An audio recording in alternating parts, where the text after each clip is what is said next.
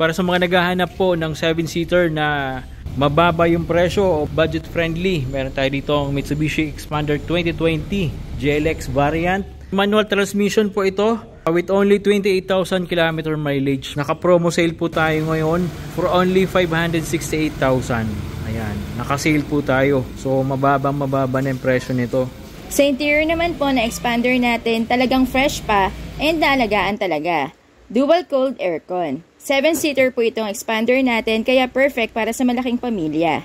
Very spacious, saktong-sakto para sa family outings. Highly recommended po namin itong Xpander 2020. In superb running condition, walang issue. Gagamitin nyo na lang. Ready for long drive. Murang-mura na po ito. At syempre, free transfer of ownership po tayo. Kaya mag-message na po kayo guys para ma-avail nyo na po ito. Of course, nandito rin yung ating napapoging Honda Civic 2011 2.0 po ito.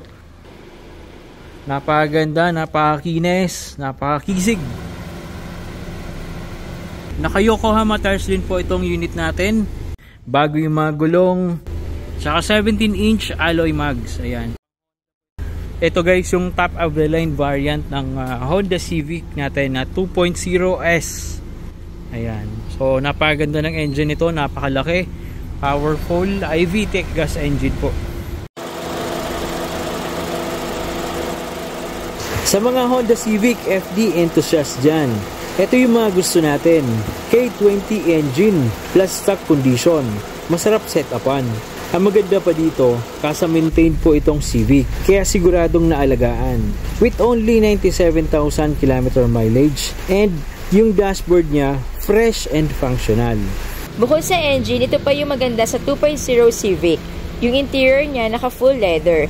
Yung sidings, yung seats, harap at likod. And also, digital na din yung aircon display with auto climate function. And syempre, malamig ang aircon nitong Civic natin. Kaya i-avail nyo na po ito guys for only 418,000 if cash payment. Plus, free transfer of ownership pa. Mag-message na po kayo.